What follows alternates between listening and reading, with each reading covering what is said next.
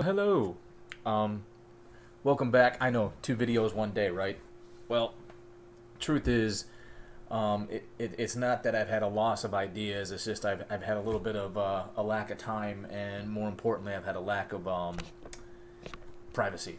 So there were a few other topics I wanted to discuss, but my first video had already gone into 40 minutes, and that's because I haven't been able to put these videos out there. And like I said, if you're relatively new, it's basically like a video journal that I post online for the purpose of increasing discussion, an attempt to create more unity than diversity. You know, unification versus division. So part and parcel to this is providing feedback, whether on Instagram, Facebook, text message, in person, commenting on the YouTube, liking, whatever the case may be, because it's all about trying to generate discussion. So with that in mind, I'll probably talk about one thing and then pivot really quick. So if it seems like I'm kind of all over the place, I apologize. I don't script this. I don't do anything of that nature. It's pretty much just off the cuff. One topic I wanted to address is this whole recall thing in California. You have a recall election being held in California, whether you can vote yes or no. And I may have this wrong, but my limited understanding is that it's being led by Larry Elder, who is a black conservative originally from South Central Los Angeles, and if I'm not mistaken, went to Crenshaw High School. So as far as people on the left trying to validate his blackness, I think he's got enough credibility there. I think he's earned credibility, okay? But you do you, okay? You do you. And he's been getting a lot of vitriol, a lot of negative press and a lot of vitriol from, of course, the more left-leaning press outlets, to include Yahoo. Only reason I've got Yahoo was for email. I mean, God forbid if Gmail, which is run by Google, which we know is extremely to the left, has like the same page as Yahoo. Good God. I mean, I'm pretty disappointed in how far left Yahoo is, but I digress. The reason I bring it up is, regardless of what's been happening in the vitriol and the negative press and the slurs and the slurs, by the way, are directly relegated to, well, you're against our agenda, so we're going to slur you because you're counter our agenda. You're not black enough. You're an Uncle Tom. You're whatever.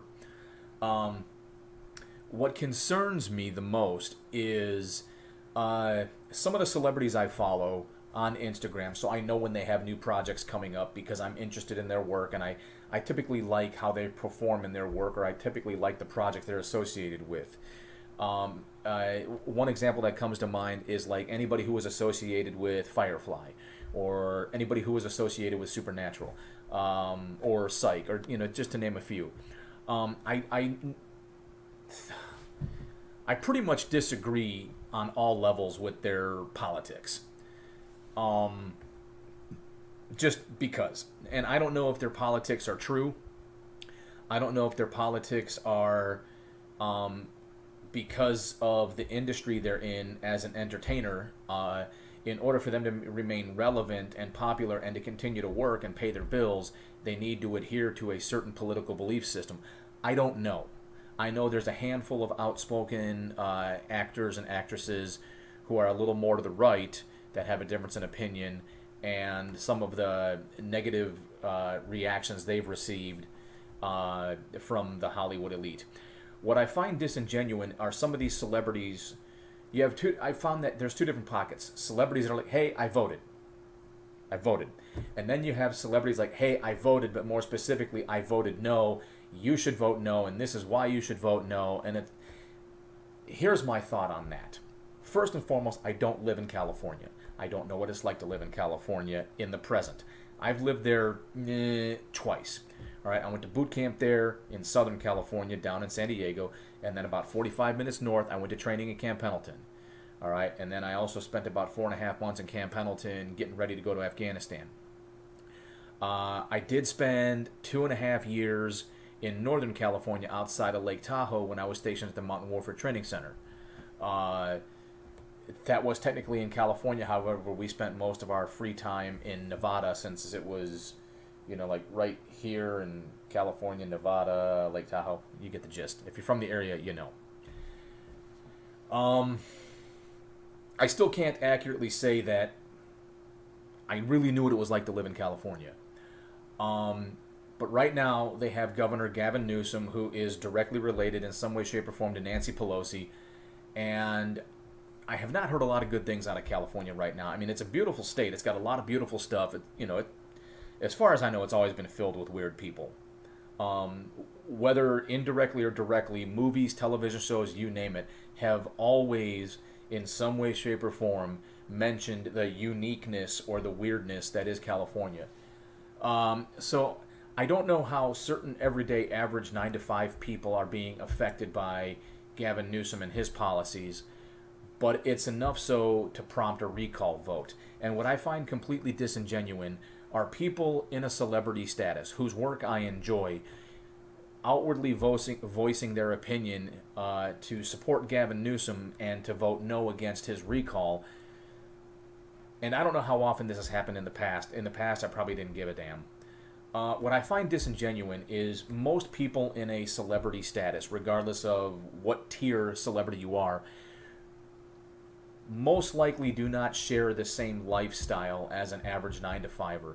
Certain people in a celebrity status normally don't run their own errands. They actually have assistants and people who run those errands, and those are the people that are putting up with and have to deal with some of the adverse consequences of Gavin Newsom's policies. And I'm speaking very loosely because I don't want to use direct results because there's always a yeah, but or a what if or whatever. But I find that these people who live in gated communities or live in more privileged communities or isolated communities where they can insulate themselves from some of the adverse consequences, whether it's the homeless epidemic, the immigration, whatever the case may be, they find a way to insulate themselves and like, oh, everything's great. It's sunshine and rainbows and 1% unicorn milk. I don't know what the problem is. You know, no, this is horrible. Keep Gavin Newsom. Well, I think those are terribly easy things to say when you're isolated from and insulated from his policies. When you're technically, for all intents and purposes, unaffected by his jackassery, if there is such a thing. Technically and tragically, I just abhor the Democratic Party. I can't stand the Democratic Party for historical reasons, going all the way back to the Civil War, and I think it's very dishonest and disingenuous when celebrities voice opinions like that because you're not living the same life as regular average Californians, and those are the ones that need to be concerned with policies. So I just think it's I personally think it's irresponsible, but you know, feel free to disagree. Okay, lately it seems like, you know, actors, actresses, musicians, they've always had a very counter point of view, and I don't know if that's part of the artistic, you know, lifestyle. You've just got to be counter, but whatever the fuck it is, I may like your work, but I usually thoroughly disagree with your politics. And for that matter, unless you're going to run for politics, stay the fuck out of politics. All right? Unless you know for a fact you're directly affected, which I hate to say it, from a tax purpose, you typically are affected. More than likely from a tax purpose and a gas purpose and just an everyday purpose, you probably want somebody other than Gavin Newsom. But, you know, what do I know? I'm just a ginger with more hair on his shoulders than his head, so fuck me, right? On that particular note, you know, you speak about the Democratic Party and the liberal media and all that, and, you know, we just came off of 9/11, the 20th fucking anniversary of 9/11, and there's media pundits and whatnot talking about how the current situation with COVID and how it directly relates and how it's, you know, parallel to 9/11 and unity. And I'm like, these are not the same fucking things. How fucking dare you compare them? All right? The first responders who lost their lives in the towers, the people who lost their lives in the towers, the people who lost their lives in the Pentagon, the people who lost their lives on the flights, okay? They physically did not have a choice. The closest thing anybody had to a choice was the people on Flight 93 who fought back, and whether or not they had anything to do with that plane crashing, they fought back, and they were like, if it's a bomb, fuck it. All right? This will not crash into another, you know, populated area, whatever the case may be. They had a choice. The first responders who ran into the buildings, police, firefighters, whatever, they made a choice to go do that. You know what they weren't given? They weren't given the choice to get the fuck out when the towers decided to collapse. The people going to work that day that were physically on the floors that were hit by the airplanes, they didn't have a fucking choice. Well, Dan, what are you talking about? I don't. These miserable cocksuckers on the left are trying to make comparisons between COVID and the vaccine and 9/11 on the 20th fucking anniversary of 9/11 and unity and all that bullshit with this vaccine. And it's like, the vaccine should and utterly be a 100% choice. But then you're talking about how divisive the country is, and how divisive and how completely right-tarded and white supremacist it is to not get the vaccine, and how basically, you know, since the left does a really good job of giving attributes and attributing likenesses and whatnot to certain things, I'm going to do the same thing. I'm going to have the same artistic liberty and make attributions of my own. If you look back to Nazi Germany and how they purposely singled out the gays, the Jews, and anybody who did not fit the Third Reich's picture-perfect specimen of a human being, and how they turned the internal populace against it. Something that Gina Carano was trying to speak out about. Whether she formatted it correctly, verbally or not, doesn't fucking matter. That's exactly what she was trying to talk about, is how the German political class turned the German society against those that didn't fit its perfect fucking vision and model. And that's all these fucking cocksuckers on the left are doing. Where are the papers for the shot? Do you have your shot card? Oh, you don't have your shot card, yeah? Well, we shall tell the Stasi about this, yeah? What the fuck? And then to make these comparisons to 9/11 and the unity or the lack thereof and all that, and it's like, first and foremost, 9/11 is a significant date. Some of us were impacted personally, some of us were not. It was a horrific fucking day that religious extremists chose to target America and features that they thought were symbolic of Western culture and Western civilization. So they took out the World Trade Center, they attempted to take out the Pentagon, and we're not really sure where Flight 93 was going. All right? So it was a direct attack on us. Oh, but there was policies and... Oh, shut the fuck up. It is what it is. Nobody's fucking perfect. America makes mistakes, has made mistakes, and will continue to make mistakes. Why? Because of the people we elect to do their absolute level best, who may not be aware of the full extent of the consequences of their actions. Okay? But to make all these fucking comparisons, all right, fine. Let's make one more comparison. All right? Let's go direct reference. Okay? The Civil War was fought over the North and South and the political ideologies of the Confederate South, whose political party was the Democratic Party, and the Union North, whose political party was at the time the Republican Party. Not everybody in the North agreed. Not everybody in the South agreed with their respective parties and their causes, but you were trapped by which side of the Mason-Dixon you were on. We no longer have a Mason-Dixon. We have 48 continental states. Alaska is separated and Hawaii is separated, but make no mistake, we have 48 continental states that have a myriad of differences, all right, which typically is centered in your major metropolitan areas where they bleed blue. And let's go back to that historical reference. The first shots fired by the Civil War after the South declared secession was fired in South Carolina by the Confederates on Fort Sumter. That was the official declaration of the Civil War. That was by the Democratic Party / Confederates. At the conclusion of the Civil War, we did not abolish the Democratic Party. We did, however, abolish slavery. Thus, we have Juneteenth. But we did not abolish the Democratic Party and its ideologies. And quite frankly, looking back on it, I feel, yes, we should have, but I understand why we couldn't. Because that would have also required, basically, anybody who held firm to that, anybody who just was like, no, no, no, no, no, means you'd have to purge. And then how would you separate truth from a lie? How would you separate those who fully believed in the Confederacy and the Democratic Party's principles? And how many would look? I was just motherfucking. I'm just trapped down here. I'm just minding my own business. Like, hey, you're gonna go fight this war, and you're gonna be a Confederate soldier. Okay, so I'd like to live. So you're effectively talking about what would have resulted in a purge. And there is some evidence that would suggest that Union soldiers were effectively doing some sort of a purge in states like Missouri at the conclusion of the Civil War, but not to the extent that I'm basically discussing, where in order to fully eradicate the Democratic Party. And I've made videos to this in the past, all right? I've documented this in the past. Well, how did the Democratic Party get a foothold in the North? Well, it started with the unions, all right? Were the unions focused on minorities? Fuck no. Not unless you include minorities, the poor whites, all right? The Irish, the Italian, the Polish, whatever, because people would immigrate in droves from Germany. They'd get a boat together and, like, here comes 1,000+ Italians, or here comes 1,000+, Irish and whatnot.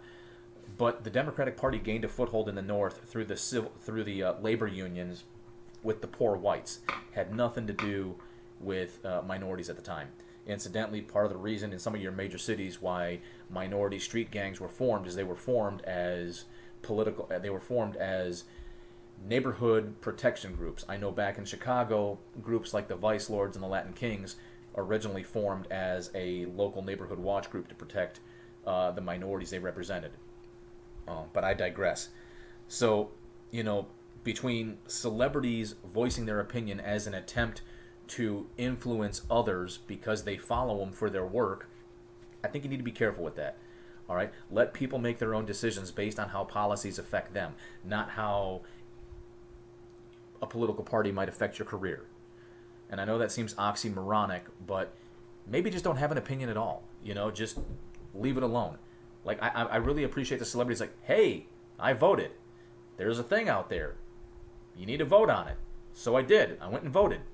But what's your stance or opinion? That's technically none of your goddamn business. Just know that if you want your voice to be heard, you gotta get out and vote. I think that's a good message. Talking about what you voted for, because I think in the end, and I've said this numerous times, if there's a very, very small percentage, for those of you that wear the tinfoil hats, I have one for safe purposes, when I need it. But for those of you who wear the tinfoil hat consistently, if you believe in that limited 1%, let's say on the left, what do they really want? And is it a bunch of rich white men who really, really give a shit? Like, do you think George Soros actually gives 100% shit about the gays and the lesbians and the blacks and the Hispanics and all of the quote unquote other than whites? Historically, no. But like Lyndon Johnson did, well, fuck, if I can get him to vote, shit, that's the ultimate form of power, because we traded the cotton picking plantation for the welfare plantation. Run by whom? Cotton was run by the Democrats, welfare is run by the Democrats. You see the correlation? No, you don't? Well, whatever. And then trying to make this connection between 9/11 and COVID, I think is very disingenuous. I think when it comes to something like COVID, we need unbiased, unmitigated, unpolitical facts, and we need to be able to make our own decisions. All right? And I think corporations should do the same. And I posted in my last video, the only reason I got my shot is I work on a military base. Whether the base requires it, which is their fucking right to do so, or whether my job requires it, and I live in a right-to-work state so they could fire me just for looking funny, I got the fucking shot. I got it reluctantly, but if, because they're a federal contract and we work on a military installation, it's going to be one of those requirements, or you can't come to work or risk being fired, I made the active choice to get the shot. Reluctantly as fucking hell, but I got the damn shot so that I could be in compliance with my job and I can continue to go to work and I can earn a living. It's that simple. That was a choice. I had the opposite choice where I could say, fuck you, I ain't getting the shot, and then I could risk the adverse consequences. If I die as a result of the shot, well, I have life insurance. That's another choice I made. So hopefully I will not die as a result of getting the Pfizer shot, but we'll see. But that was my freedom to do so, and that was my right. Although when I did it because I didn't feel like it was much of a right, and I didn't feel like it was much of a freedom. I feel like I was being restricted from it. I could have pushed it, and I could have pushed it as far as I could, and I think the unfortunate consequence would have resulted in my termination of my position. So I chose to go the opposite route, swallow my pride, and I got the shot. But not because of what some fucking left-hearted news reporter said or anything of that nature, or because of the symbolism of COVID-19 and 9/11. All right, fuck that demented piece of shit living in the White House. I don't want this video to get taken down, but no, I don't like. I've never liked that party, and the people who really are drunk all day on the Kool-Aid, I don't think very highly of. And again, these videos are meant to try to bring people in together to talk. And I know at least one or two people who do watch my videos disagree with me on certain principles. And as far as I know, we're still friends, which is cool, because ultimately that's what we should be. What I think concerns me is when opinions and beliefs can reach a culminating point where you can no longer talk to one another and you can no longer be friendly, and it can go as far as reaching another culminating point like our previous Civil War. And if there is another Civil War, it's not going to be started by the right. It'll be defended by the right, but it'll be started by the left. I sincerely hope it never comes to that, but if we continue down this path with these comparisons and this disingenuine information and whatnot, who knows? Just give us the facts. You know the deal. Like it if you want to like it. Hit the notification bell if you don't already. Subscribe if you haven't already. But most importantly, just get a hold of me and tell me what you think. Provide me with some feedback so that we can open up these conversations, because we can't have them until you start talking back to me. And I don't care if that's in person, text message, whatever the case may be. Just please somebody talk to me, because I'm getting so lonely. Not really. I got my cat. She's been harassing the shit out of me. So we'll see you later, everybody.